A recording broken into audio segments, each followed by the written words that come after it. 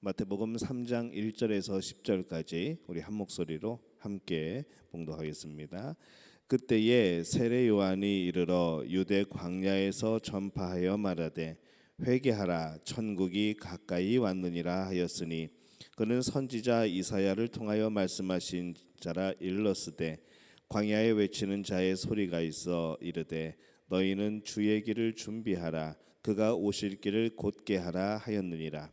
이 요한은 낙타토롯을 입고 허리에 가죽띠를 띠고 음식은 메뚜기와 석청이었더라.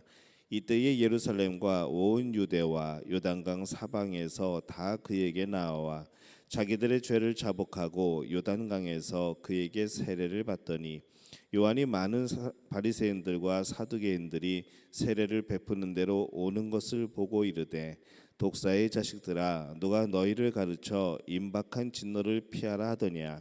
그러므로 회개에 합당한 열매를 맺고 속으로 아브라함이 우리 조상이라고 생각하지 말라. 내가 너희에게 이르노니 하나님이 능히 그 돌들로도 아브라함의 자손이 되게 하시리라. 이미 도끼가 나무 뿌리에 놓였으니 좋은 열매를 맺지 아니하는 나무마다 찍혀 불에 던져지리라. 아멘. 할렐루야. 하나님의 은혜가 오늘 이 새벽에 하루의 첫 시간을 주 앞에 드리는 우리 믿음의 가족들에게 함께 하시기를 예수님의 이름으로 축원합니다. 오늘은 그리스도의 오심을 전하였던 이 세례 요한의 그런 사역에 대한 그런 말씀입니다. 이 마태는 예수님의 이야기를 이 어린 유아기에서 이제 뛰어넘어서 예수님의 사역 쪽으로 넘어가게 됩니다. 예수님의 사역에 대해서 본격적으로 시작하기 위해서 이 마태는 이 세례 요한 이야기로 시작을 하죠. 1절과 2절에 보면은 그때에 세례 요한이 이르러 유대 광야에서 전파하여 말하되 회개하라 천국이 가까이 왔느니라 하였으니 이렇게 말씀을 합니다. 천국이 가까이 왔다라고 말씀을 합니다. 이것은 이 하나님의 나라가 가까이 왔다라는 표현하고 같습니다. 하늘의 나라가 아니라 하늘나라가 아니라 하나님의 나라가 오는 것이죠. 이 천국은 하나님의 나라입니다. 하나님의 통치가 가장 중요한 개념이죠. 그래서 어떤 공간적인, 어떤 시간적인, 어떤 물질적인 그런 것으로 생각하는 것이 아니라 하나님의 통치가 임하는 곳, 하나님의 역사하심이, 하나님이 원하시는 것은 무엇이든지 이루어지는 바로 그 나라, 이 하나님이 주인 되는 그 나라, 바로 그것이 하나님의 나라입니다. 그래서 이 하나님이 통치하신다는 것, 이것이 이 천국의 개념이고 하늘나라 또 하나님의 나라의 개념이 되는 것이죠. 이 세례 요한이 천국에 가까이 왔다는 것은 이 천국의 통치자이신 주님의 오심을 그렇게 말씀하고 있습니다. 주님의 사역으로 이루어져가는 그런 천국을 말하는 것이죠. 이 세례 요한은 주님의 길을 준비하고 있습니다.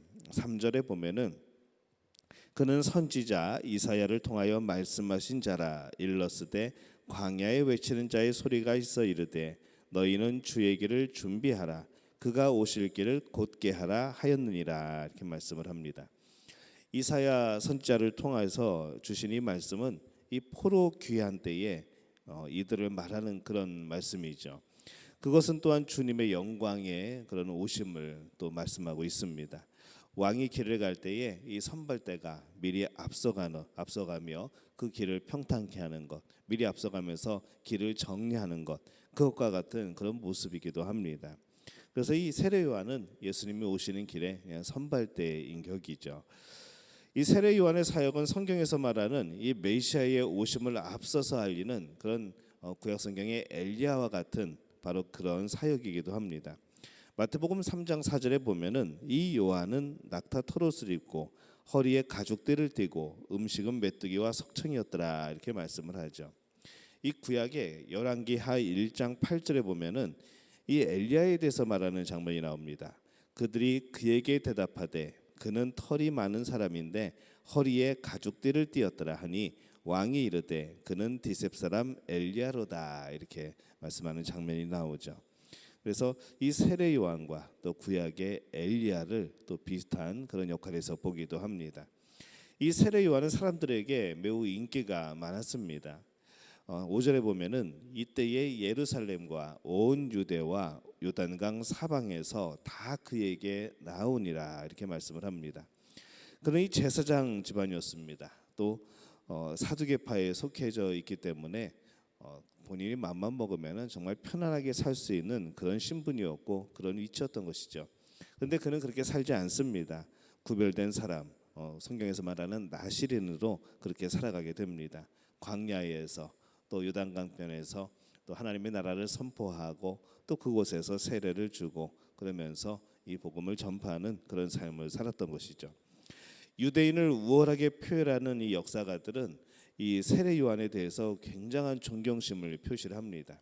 그래서 요세푸스 같은 사람 같은 경우에도 그의 기록을 보면은 이 세례 요한에 대해서 굉장히 유명하고 존경스럽고 또 그에 대해서 오히려 예수님보다도 더욱더 이렇게 크게 기록을 남겨놓은 것을 우리가 보는 것이죠. 하지만 이 성경은 이 세례 요한이 역할이 오직 예수님을 증거하고 예수님의 길을 준비하는 사람으로 그렇게 기록을 하고 있습니다. 이 세례 요한은 사람들에게 회개를 촉구를 합니다. 이 회개는 죄인됨을 고백하는 것을 훨씬 뛰어넘는 것이죠. 내가 그냥 무조건 내가 이런 죄를 지었습니다. 하나님 용서해 주세요라고 하는 그런 일차적인 것만이 회개가 아니라는 것이죠. 이 회개는 근본적인 변화를 동반합니다. 그래서 말만으로 끝나는 것이 아니라 내 죄를 깨닫고 뉘우치고 또 그것을 하나님 앞에 고하는 것으로 끝나는 것이 아니라 그 삶이 진정으로 바뀌게 되는 것까지가 바로 회개입니다. 그래서 지금까지 살아온 삶의 패턴의 변화인 것이죠. 급격한 변화입니다. 근본적인 변화가 되는 것이죠. 이 세례 요한의 사역을 보고 기웃거리는 사람들이 있었습니다. 이 바리새인들과 사두개인들입니다.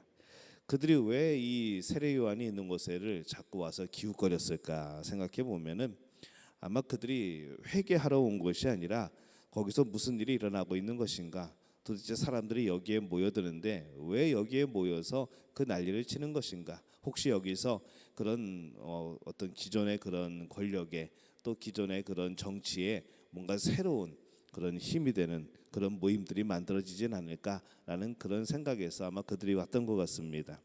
무슨 일이 일어나는지 구경하기 위해서 그곳에 자주 왔던 것이죠. 세례 요한이 그들의 그러한 모습을 보면서 더욱더 분개하면서 말을 합니다. 회개가 아니라 기웃거림으로는 임박한 진노를 피할 수 없다라고 말하는 것이죠.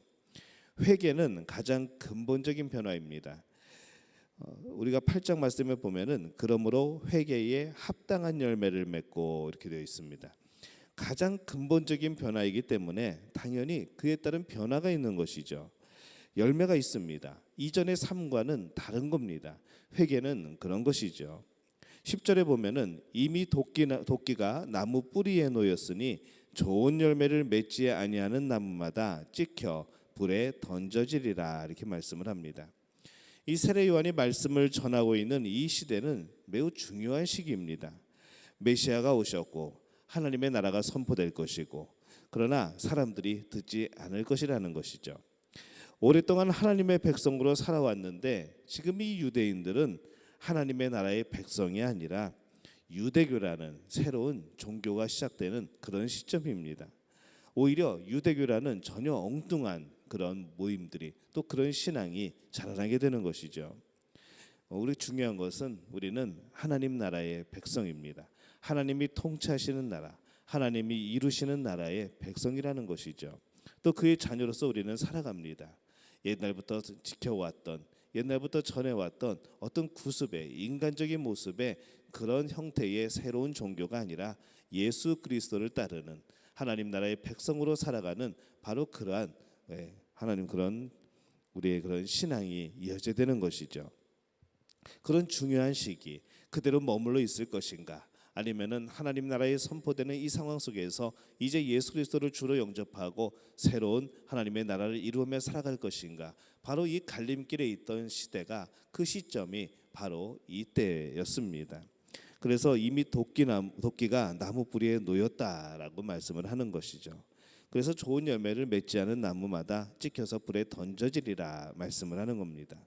회개하지 않으면 도끼가 나무를 찍어서 불에 던지는 그런 시기라라고 말씀을 합니다. 모든 유대인들은 자신들이 하나님의 백성이라고 생각을 했습니다. 9절에 보면은 속으로 아브라함이 우리 조상이라고 생각하지 말라. 내가 너희에게 이르노니 하나님이 능히 이 돌들로도 아브라함의 자손이 되게 하시리라. 이렇게 말씀을 합니다. 그들은 이 아브라함의 믿음이, 아브라함의 그 공로가, 그 삶이 이 후손들 유대인들에게 하나님의 복을 보장해 주는 것처럼 그렇게 생각을 했던 것이죠. 늘 그런 자신감에 또 늘 그런 안이함에 그들은 살아간 겁니다. 근데 결코 그렇지 않습니다. 그것은 잘못된 것이죠. 오늘 우리가 이 당시에 유대인들만 비난하고 있을 처지도 또 못 됩니다.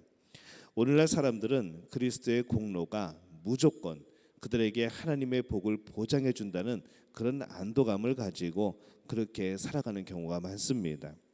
그러나 유대인들이 이 아브라함의 공로가 아니라 회개와 믿음으로 반응하고 또 변화되어야 했듯이 오늘 우리도 그냥 무조건 예수님의 그런 구속의 역사, 그 공로가 무조건 우리에게 임하는 것이 아니라 그게 부르심에 대한 우리의 응답, 우리의 회개와 믿음의 선포가 있어야만 우리는 그 복을 누리게 되는 겁니다. 그리스도의 공로로 그때서야 우리는 하나님의 복을 받는 것이죠. 만약 우리가 회개하지 않고 우리에게 믿음이 없다면 어찌 그리스도의 공로가 우리 것이 될 수가 있겠습니까? 이 세례 요한의 책망이 오늘 우리에게 하는 책망은 아닌지 돌이켜보게 되는 것이죠. 나는 그대로 머물러 있으면서, 나는 하나님께 더 가까이 가지 않으면서, 나는 예수 그리스도를 향하여서 우리의 삶을 헌신하지 않으면서 복을 원하고 복받기를 원하고 평안하기를 원하고 예수님과 점점 멀어지면서 그래도 나는 안전하다, 나는 그래도 평안하다 하는 그런 모습이 과연 하나님의 복이 임하는 그런 모습인가 생각해 보게 됩니다. 오늘 우리는 이 세례 요한이 예수님 앞에 서서 외치며 가는 것을 보고 있습니다. 그는 회개를 요구하죠. 변화를 요구합니다. 근본적인 변화가 필요하기 때문에 그렇습니다. 하나님의 나라를 소망하면서도 이 세상에 얽매여 살아가는 우리들의 변화를 오늘 요구하고 있습니다. 세상을 살아가지만 우리에게 임한 천국을 경험하기를 원하는 것이죠. 오늘 믿음의 가족들은 이 오늘 말씀을 통하여서 이미 우리의 마음에 임한 하나님의 나라, 하나님의 통치, 그 변화된 아름다운 삶을 살아가는 그런 공동체가 되어 주시기를 바랍니다. 오늘 그러한 마음으로 하나님 앞에 또 예수 그리스도께 한 걸음 다가가게 될 때에 오늘 하나님이 주시는 진정한 복을 누리게 될 줄로 믿습니다. 이 복을 누리는 우리 모두가 되시기를 예수님의 이름으로 축원합니다. 기도하겠습니다. 하나님, 은혜와 사랑에 감사를 드립니다. 이 세례 요한의 모습을 통하여서 우리는 과연 어떠한 모습으로 살아가는가 돌이켜보게 됩니다. 예수님을 선포하고 예수님의 능력을 나타내고 예수님의 그 사랑의 마음을 나타내는 그런 삶을 살아가야 되고 또 그런 삶을 예비해야 되는데 오늘 우리의 삶은 세상을 증거하는 삶은 아닌지 돌이켜보게 됩니다. 나의 경험을 증거하는 삶은 아닌지 돌이켜보게 됩니다. 주의 성령께서 우리와 함께하여 주옵소서. 오늘 우리를 통하여 드러나시는 일은 오직 하나님에게 도와주옵소서. 오직 예수 그리스도에게 도와주옵소서. 오늘 우리가 하나님의 나라를 소망하면서 하나님의 것을 바라고 하나님이 주시는 복을 누리고 또한 그 안에서 진정한 평안을 누릴 수 있도록 주님 역사하여 주옵소서. 그렇게 우리의 삶을 인도하시고 지켜 주옵소서. 모든 것을 주님께 의탁하옵고 예수님의 이름으로 간절히 축복하며 기도하옵나이다. 아멘.